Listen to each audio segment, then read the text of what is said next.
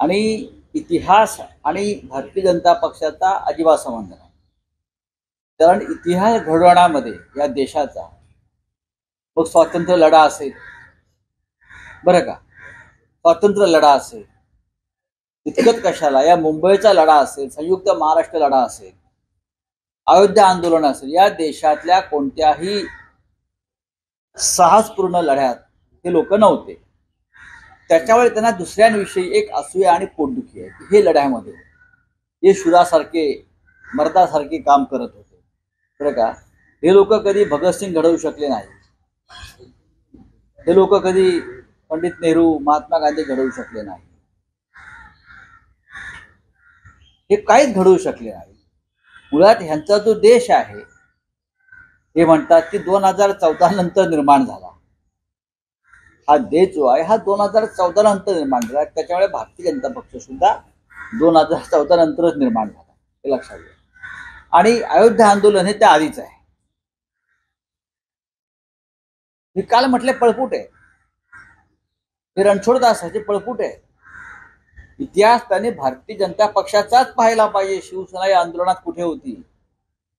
भारतीय जनता पक्षाचे तेव्हाचे राष्ट्रीय उपाध्यक्ष सुंदरसिंग भंडारी यांचं स्टेटमेंट काय आहे त्यावेळेला, की बाबरी पाडण्याचं कृत्य हे शिवसेनेकांनी केलं आहे, भाजपने केलेलं नाही. हे अधिकृतपणे भारतीय जनता पक्षाचे प्रवक्ते आणि राष्ट्रीय उपाध्यक्ष सुंदरसिंग भंडारी यांचं स्टेटमेंट आहे. पळून गेले. लालकृष्ण अडवाणी यांचं नंतरचं स्टेटमेंट पहा तुम्ही. अडवाणी जे होते रथयात्रेच्या निमित्तानं, पण ते म्हटलं की आमचं काम नाही. मग कोणी गेलं? आकाशातून मारेकरी आले होते, ते शिवसैनिक. लोणचा असेल, चटणी असेल, मिरची असेल, बरं का, अजून काय असेल, पण ते आम्हीच होतो करणारे. शिवसैनिक होते. बाळासाहेब ठाकरे जबाबदारी घेतली, पळून नाही गेले. पळपुट्यांसारखे पळून नाही गेले बाळासाहेब ठाकरे, हिंदू हृदय सम्राट. ते भगोडे नव्हते हिंदुत्वाचे. ह्यांचं काय आहे, यांची मानसिक स्थिती ठीक नाहीये. 2014 नंतर जन्माला आलेली बालकं आहेत.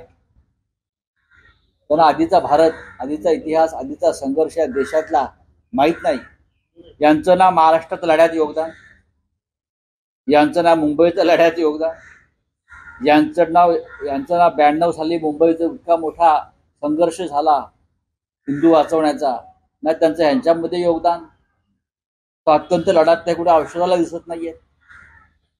कुठे आहेत हे? लढण्याच्या कोणत्या प्रक्रियेमध्ये आणि मैदानावर हे आहेत त्यांनी सांगावं, आणि मग लोणची पापड विकत बसावं. त्यांचं कामाचं लोकांनी बनवलेली लोणची पापड विकत बसायचं. स्वतः काय बनवायचं नाही, स्वतः काय करायचं नाही. जे लोक म्हणतात 2014 साली भारत निर्माण झाला, मग त्यांचा जन्म ह्या लोकांचा 2014 नंतर झालेला आहे. त्याच्यामुळे त्यांना आधीचा इतिहास माहित नाही. इतिहास खूप मोठा या देशात. संजय राऊतांनी आता पागलपणाची कडिलोट केलाय. उद्धवजींना माझी विनंती की तुम्ही आता त्यांना येरवड्याच्या पागल हॉस्पिटलला त्यांना ऍडमिट करायला पाहिजे. 2014 नंतर भाजपचा जन्म म्हणणाऱ्या राऊतांना मला एकच सांगायचंय की तुम्ही जन्माला येण्याच्या अगोदर भाजपा जन्माला आलेला आहे. लावलंय तरी काय तुम्ही?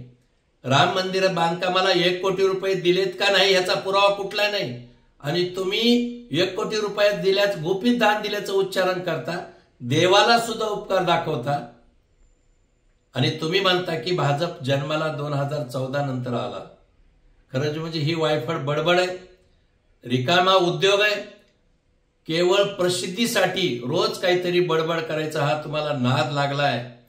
तुम्ही लोकसभेची एकही जागा जिंकणार नाही आणि काँग्रेस तुमच्यापासून सावध झाली.